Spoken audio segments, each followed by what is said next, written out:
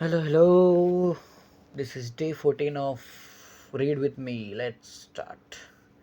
One might say that the ability to evaluate one's own ability is the most important skill of all. Without it, improvement is impossible.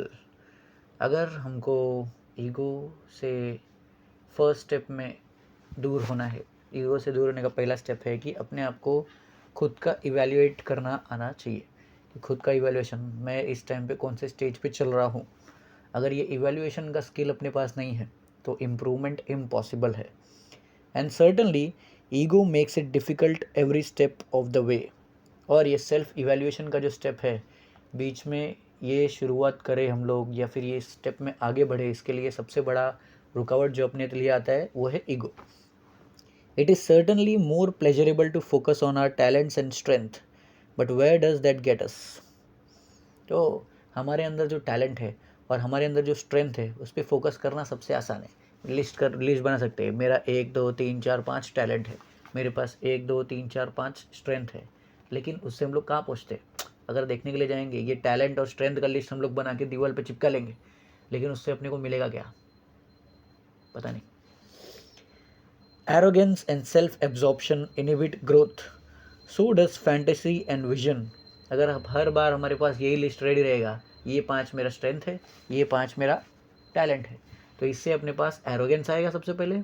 दूसरा अपने पास self absorption आएगा, मतलब हम लोग अपने में ही absorb रहेंगे कि देखो देखो मेरा तो 5 स्ट्रेंथ, देखो देखो मेरा तो ये 5 टैलेंट है। तो उसमें इम्प्रूवमेंट को कोई स्कोप बचेगा ही नहीं। प्लस अपने पास फैंटेसी और विजन आ जाएगा। मतलब क्या? अगर मेरे पास ये 5 स्ट्रेंथ है और अगर मेरे पास ये 5 टैलेंट है तो मैं तो कुछ भी कर सकता हूँ या मैं तो कुछ भी कर सकती हूँ। ऐसा वो टैलेंट अपने आप विजन आने लगेगा और फैंटेसी वर्ल्ड में हम लोग जीना शुरू कर देंगे। एक्शन कुछ नहीं लेंगे, बस अपने दिमाग में ऐसा सोचते रहेंगे कि मैं तो बहुत टैलेंटेड हूँ, मैं तो सब कर सकता है। In this phase, you must practice seeing yourself with a little distance, cultivating the ability to get out of your own head. इस फेज़ में जब हमको हमारे टैलेंट्स पता होते हैं, हमारे स्ट्रेंथ्स पता होते हैं, इस फेज़ में सबसे ज़रूरी है कि हम लोग अपने आप को थोड़ा सा दूर करके, अपने आप से ही दूरी मेंटेन करके अपने आप को देखें कि what is my main setup, कि ये 5 टैलेंट है, ये 5 चलो स्ट्रेंथ है, इसके अलावा मेरे अंदर क्या वीकनेस है, इसके अलावा मेरे अंदर क्या इम्प्रूवमेंट का स्कोप है, वो देखना चाहिए। और हमको खुद के हेड से बाहर निकलना पड़ता है। जो हमने अपने स्ट्रेंथ को और अपने टैलेंट्स को सर पे चढ़ा के रखा होता है, उसको थोड़ा दूर करके फिर सोचना पड़ता है। ये है first step. Detachment is a sort of natural ego antidote. अगर हम लोग अपने आप से और अपने टैलेंट से और अपने स्ट्रेंथ से अटैचमेंट छोड़ेंगे, डिटैच हो जाएंगे, तो सबसे अच्छा एंटीडोट होगा ईगो के लिए। ईगो अगर जहर है तो वो जहर का इलाज क्या है? Detachment. It is easy to be emotionally invested and infatuated with your own work. बहुत आसान है अगर हम लोग अपने काम से जो आज तक हमने अचीव किया या जो भी हम लोग अचीव करने के लिए अपने आप को कैपेबल मानते हैं, उसको उससे अटैचमेंट और इन्फैचुएशन, जैसे हम लोग को टीनेज में होता है कि इन्फैचुएशन हो जाता है, उससे इन्फैचुएशन होना बहुत आसान है। And very and every narcissist can do that. और हर एक वो इंसान जो नार्सिसिस्ट है, मतलब सेल्फ ऑब्सेस्ड है, अपने स्ट्रेंथ के बारे में, अपने टैलेंट के बारे में प्रचार करते थे, उसके लिए बहुत आसान है कि वो अपने स्ट्रेंथ और टैलेंट के साथ में इन्फेचुएट हो जाए।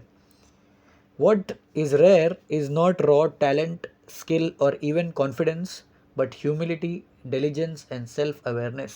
तो ये सब बहुत आसान है। अपने टैलेंट के साथ में, अपने स्किल्स के साथ में, अपने स्ट्रेंथ के साथ में इन्फैचुएट हो जाओ और दुनिया भर में उसका एडवर्टाइजमेंट करते रहो, प्रचार करते रहो। देखो देखो मेरे पास 5 स्ट्रेंथ है, देखो देखो मेरे पास 5 टैलेंट है, देखो देखो मैंने आज तक ये अचीव किया है, बस हो गया। मतलब इसके आगे हमारा कुछ भी नहीं बचा। बहुत रेयर लोग ऐसे होते हैं जो ये इन्फैचुएट होने के बजाय, अपने टैलेंट से और अपने स्किल्स से अटैच होने के बजाय, वो लोग के अंदर 2 3 क्वालिटी होता है। कौन सा 2 3 क्वालिटी? क्वालिटी नंबर 1 ह्यूमिलिटी, वो लोग हम्बल रहते हैं। क्वालिटी नंबर 2 डिलीजेंस, वो लोग कितना भी अचीव कर ले वो लोग और काम करते रहते हैं। और क्वालिटी नंबर 3 सेल्फ अवेयरनेस, वो लोग हमेशा सेल्फ अवेयर रहते हैं कि मेरे अंदर क्या चीज़ मेरे को इम्प्रूव करना है। अभी इतना अचीव कर लिया, इसके बाद क्या? इतने लोगों से मिल लिया, इसके बाद क्या? इतना सब चीज़ें एक्सपीरियंस कर लिया, इसके बाद क्या? So they are always searching for the next step. For your work to have truth in it, it must come from truth. अगर आपको आपके काम में सच्चाई चाहिए तो वो सच्चाई से ही आना चाहिए। मतलब क्या? खुद से सच बोलना आना चाहिए।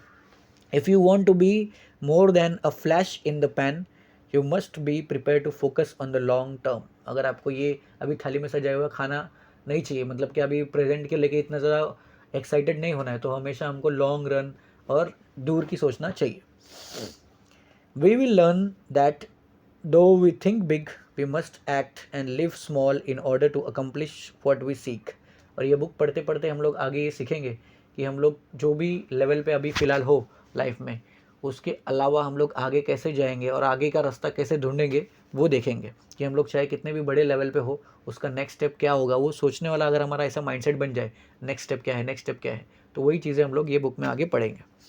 Because we will be action and education focused and forego validation and status. Our ambition will not be grandiose but iterative, one foot in front of the other, learning and growing and putting in the time. तो अगर हम लोग ये ego को छोड़ेंगे और जैसे जैसे हम अपनी जर्नी में आगे बढ़ते हैं, जो लोग आगे बढ़ते जाते हैं और अपने फ्लॉज को देखते हैं और अगले स्टेप की तरफ आगे बढ़ते रहते हैं, वो लोग का माइंडसेट कैसा रहता है. देखो उसको बताया है कि हम लोग क्या है, एक्शन और एजुकेशन फोकस होंगे. हमारा फोकस किस पर होगा, एक्शन, नेक्स्ट एक्शन क्या करने का, और एजुकेशन मतलब क्या, हर एक एक्शन के साथ में थोड़ा थोड़ा चेंजेस लाने का, एजुकेशन. और हम लोग धीरे धीरे वैलिडेशन और स्टेटस को छोड़ देंगे. वैलिडेशन मतलब दूसरे हमारे बारे में क्या सोचते हैं, हम खुद हमारे बारे में क्या सोचते हैं, वो सब हम लोग धीरे धीरे छोड़ देंगे. और स्टेटस को भी छोड़ देंगे. स्टेटस मतलब कि समाज में मेरा क्या पोजीशन है, मेरे सामने मेरा क्या पोजीशन है, मेरे परिवार में मेरा क्या पोजीशन है, मेरे एक्सटेंडेड फैमिली में मेरा क्या पोजीशन है. क्योंकि इंडिया में अपन एक्सटेंडेड फैमिली का भी देखते हैं, चाचा चाची मेरे बारे में क्या सोचते हैं, मामा मम्मी मेरे बारे में क्या सोचते हैं, वो सब भी हम लोग धीरे धीरे छोड़ते जाएंगे. और हमारा एम्बिशन ग्रैंडियोस नहीं होगा. ग्रैंडियोस मतलब क्या, एक फिक्स पोजीशन की, ये पोजीशन पे पहुंच गया मतलब लाइफ सेट, ये पोजीशन पे हो गया मतलब हो गया. तो वो चीज़ हमारा नहीं रहेगा. वो हमारा क्या रहेगा, इटरेटिव एम्बिशन रहेगा. इटरेटिव मतलब एम्बिशन हमेशा चेंज होते रहेगा कि एक स्टेप पे पहुंच गया, अभी नेक्स्ट स्टेप क्या है, एक स्टेप पे पहुंच गया, अभी नेक्स्ट स्टेप क्या है. वैसा one foot in front of the other, हम लोग हमेशा आगे बढ़ते रहेंगे. हमारा पहला पैर दूसरे पैर से हमेशा आगे ही रहेगा और एक एक स्टेप हम लोग आगे बढ़ते जाएंगे. हमेशा लर्न करते रहेंगे और हमेशा ग्रो करते रहेंगे. और हर बार वो अपना खुद का टाइम देखने के लिए आएंगे कि हम लोग नया सीखने के लिए आए, हम लोग नया चेंजेस करने के लिए ऐसा आते रहेंगे. With that aggression, with their aggression, intensity, self-absorption, and endless self-promotion, our competitors don't realize how they jeopardize their own efforts, to say nothing of their sanity. जब हमारे कॉम्पिटिटर्स होंगे, अगर हम लोग ये रास्ते पे चलते हैं कि हमेशा हम लोग एक्शन ओरिएंटेड रहेंगे, नेक्स्ट स्टेप के बारे में सोचते रहेंगे और कभी भी एक जगह पे स्टैग्नेंट नहीं रहेंगे, तो जितने भी कॉम्पिटिटर लोग रहेंगे वो लोग हमारे ये एक्शन वाले से ही, जैसे हम लोग अगर एक्टिव रहेंगे उससे ही हम लोग को बीट कर देंगे. क्योंकि वो लोग अपने खुद के एग्रेशन में कि देखो देखो मैं तो इधर पहुंच गया, दूसरा उनके इंटेंसिटी में, तीसरा उनके सेल्फ एब्जॉर्प्शन में, वो अपने आप को लेके एब्जॉर्ब रहेंगे कि मेरे अंदर 5 टैलेंट, मेरे अंदर 5 टैलेंट, और क्या बात किया था हम लोग ने, टैलेंट प्लस मेरे अंदर 5 स्ट्रेंथ. वो स्ट्रेंथ और वो टैलेंट का लिस्ट बनाते वो लोग रह जाएंगे. कौन, अपने कॉम्पिटिटर लोग. और हम लोग एक एक स्टेप आगे जाते रहेंगे तो अपने को हम लोग खुद से आगे जाते जाएंगे. We will challenge the myth of the self-assured genius for whom doubt and introspection is foreign, as well as challenge the myth of pained, tortured artist who must sacrifice his health for his work. हम लोग क्या करेंगे, जो self assured geniuses होते हैं, जो अपने आप को डिक्लेयर कर देते हैं कि मैं तो जीनियस, मेरे से अच्छा कोई नहीं, ऐसे लोग को हम लोग चैलेंज करेंगे. और जो ऐसे लोग जिनके लिए डाउट कोई नहीं होता, वो लोग को हर चीज़ क्लियर कट पता होता है, बोलती है मुझे तो सब पता है, वो जीनियस लोग, वो लोग को हम चैलेंज करेंगे. और प्लस उनके लिए इंट्रोस्पेक्शन फॉरेन होता है, मतलब वो लोग कभी भी अपने आप के बारे में खुद सोचते नहीं, अपने काम के बारे में सोचते नहीं कि ये काम का रिजल्ट क्या होगा, कैसा मैं सही कर रहा हूँ या गलत कर रहा हूँ, वो लोग को हम चैलेंज करेंगे. और प्लस उस आर्टिस्ट को हम लोग चैलेंज करेंगे जो अपने काम के लिए अपने हेल्थ को भी कॉम्प्रोमाइज़ कर देता है कि मेरा काम ख़त्म होना चाहिए, मेरा हेल्थ ख़राब होगा तो भी चलेगा, तो वैसे आर्टिस्ट को भी हम चैलेंज करेंगे. Where they are both divorced from reality and divorced from other people, we will be deeply connected, aware and learning from all of it.